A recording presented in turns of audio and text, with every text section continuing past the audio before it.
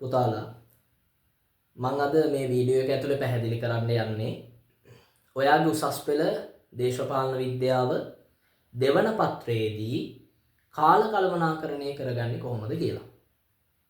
පැහැදිලිද? ගොඩාක් පුතාලට තියෙන ගැටලුවක් තමයි පාඩම් කරාට එන ප්‍රශ්න ලියන්නත් පුළුවන් කියලා දන්නවා වුණාට හරියට ඒ අවශ්‍ය කාලය ඇතුලේ සියලු ප්‍රශ්න ටික ලියලා ඉවර කරගන්න බැරි වෙනවා. ඒ කියන්නේ කාල කළමනාකරණය හරියට කරගන්න බැරි වෙනවා. ඒ නිසා මම මේ වීඩියෝ එක ඇතුලේ පැහැදිලි කරන්න යන්නේ කොහොමද මේ වැඩේ හරියට සාර්ථකව කරගන්නේ කියලා. එතකොට අපි දන්නවා පුතා ඔයාට උසස් පෙළ දේශපාලන විද්‍යාව දෙවන පත්‍රය ගැන අපි මේ කතා කරන්නේ. දෙවන පත්‍රයනේ. දෙවන පත්‍රයේදී ඔයාට හම්බෙනවා රචනා ප්‍රශ්න විස්තරාත්මකව ලියන්න ප්‍රශ්න 10ක් හම්බෙනවා. ඔයා එකෙන් 5ක් තෝරන් ලියන්න ඕන. මේ වෙද්දි ඔයාට මේ 10 ප්‍රශ්න 5 තෝරගන්නේ කොයි විදිහටද? මොන මොන කොටස් වලින්ද තෝරගන්න ඕනේ කියලා හරි අවබෝධයක් නැත්නම් මේ channel එකේම තව වීඩියෝ එකක් මම කලින් දාලා තියෙනවා ප්‍රශ්න පත්‍ර ආකෘතිය සහ ප්‍රශ්න තෝරගන්නේ කොහොමද කියලා. ඔයා මේ වීඩියෝ එක ගිහලා බලන්න. එතකොට කොහොම හරි පුතා රචනා ප්‍රශ්න 10න් ඔයා රචනා ප්‍රශ්න 5ක් තමයි තෝරන් ලියන්න ඕන. මේ සඳහා පුතා ඔයාට හම්බෙනවා පැය 3ක කාලයක්. පැහැදිලි? එතකොට ප්‍රශ්න 5යි ඔයාට හම්බෙනවා ඒකට පැය 3ක කාලයක්. අපි මේ පැය 3 විනාඩි වලට දාගමු. විනාඩි 180ක කාලයක් හම්බෙනවා. ප්‍රශ්න 5 ලියන්න. ඊට අමතරව ඔයාට පේපරේ අතට දුන්නාම අතිරේකව විනාඩි 10කුත් හම්බෙනවා.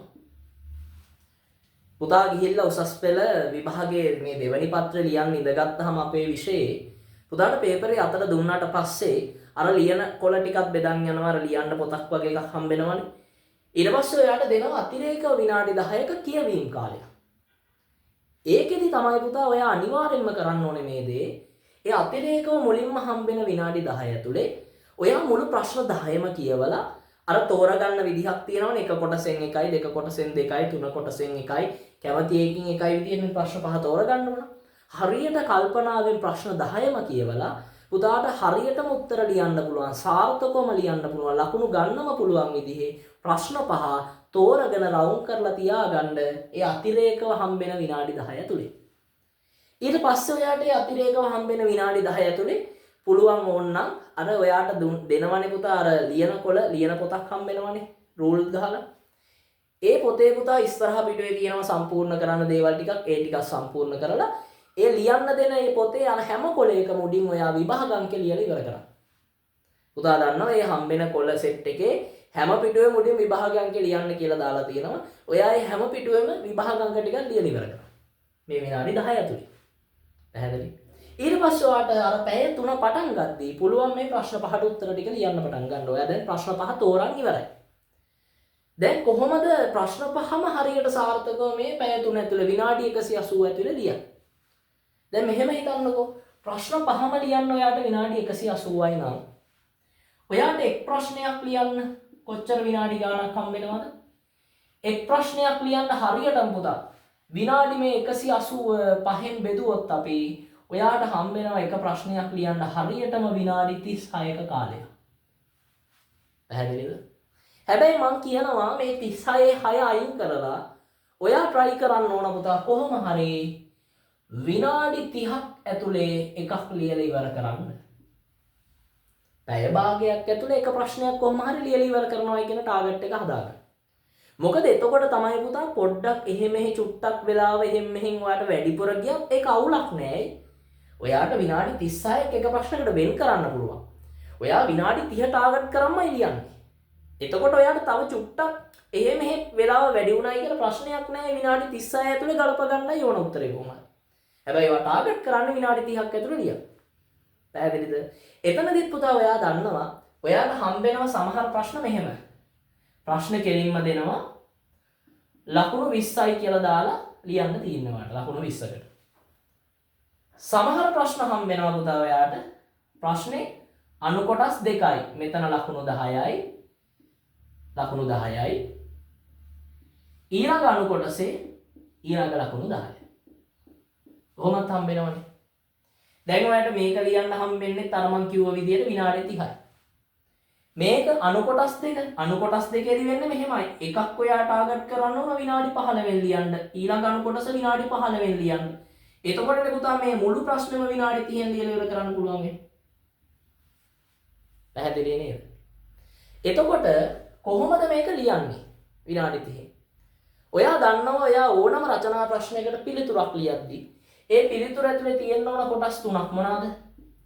හැඳින්වීම, අන්තර්ගතය සහ අවසානය. නේ? එතනදී පුතා දැන් ඔයා ලකුණු 20 ප්‍රශ්නයක් විනාඩි 30න් සම්පූර්ණයෙන් ලියලා ඉවර කරන්න නම් පටන් ගන්න තනි 20 ප්‍රශ්නයක්. ඔයා හැඳින්වීම පුතා විනාඩි 3ක් වගේ ඇතුලේ පුළුවන් තරම් ඉක්මනින් ඉවර කරන්න හැඳින්වීම ලියන්න.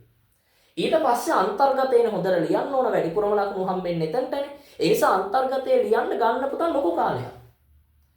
අර පැය භාගයෙන් අන්තිම විනාඩි දෙකේ විතර ඔය අවසානයේ ලියන්න තියාගන්න. ඊටු මුළු වෙලේම ඔය අන්තර්ගතේ හොඳට ලියන්න. පැහැදිලි? එතකොට ඔයා දැන් හැඳින්වීම විනාඩි 2-3න් ලියලා අන්තර්ගතේ ලියන් එද්දි වාට තේරෙන්න ඕන ඔයාගේ වෙලාව තව කොච්චරක්ද ඉතුරු වෙන්නේ. පැහැදිලි? පැය භාගයෙන් එකක් ඉවර කරන්න එපේ. එතකොට ඔයා බලන් ඉන්න ඔයා විභාග මධ්‍යස්ථානයේ ඇතිනේ විත්තිය ඔරලෝසුවක් මොකක් හරි. ඔයා ඒක නිකන් ඉඳලා හිටලා බලන්න හැම වෙලේම බලන්න නෙමෙයි ඉඳලා හිටලා බලන්න නාට තව කොච්චර වෙලාවක් තියෙනවද? ඔයා ඔළුවේ තියාගන්න එපා අම්මෝ තව මේ පේපර් ඉවර වෙන්න පැය 3ක් නේ. තව ගොඩක් වෙලා තියෙනවනේ එහෙම හිතන්නේ නැහැ. ඔයා හිතන්නේ එක ප්‍රශ්නෙන් ප්‍රශ්නෙට.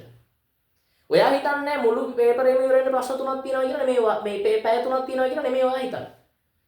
ඔයා හිතන්නේ එක ප්‍රශ්නයකට පැය භාගයයි තියෙන්නේ. මම එතකොට කරන්න ඕන මොකද්ද?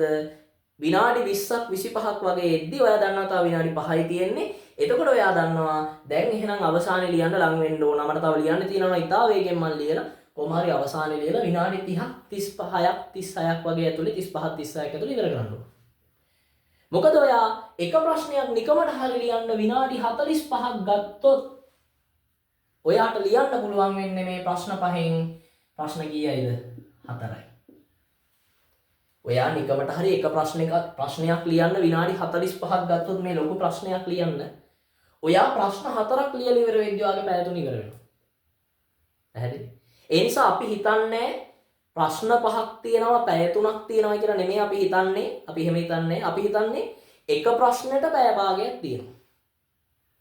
හරි. මොකද ඔය එක ප්‍රශ්නයක් පැයක් විතර නම් ලිව්වයි කියලා ඔයාලට ලකුණු 50ක් විතර දෙන්නේ නැහැ නේ එක ප්‍රශ්නයකට. තේරුණා? ඉතින් ඒ නිසා හැම ප්‍රශ්නයකටම එකම වටිනාකමක් තියෙන්නේ එකම ලකුණක් තියෙන්නේ. ඒ නිසා සමානව කාලය බෙදාගෙන ඒ කාලය ඇතුළේ එක ප්‍රශ්න ඉවර කරගෙන යන්න ඕන.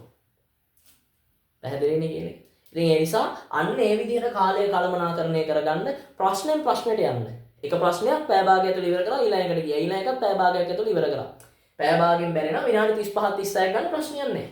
ලස්සනට පැය 3 ඉවර වෙද්දී ඔයා ප්‍රශ්න පහම ලියලා ඉවර වෙලා තියෙවි. පැහැදිලි?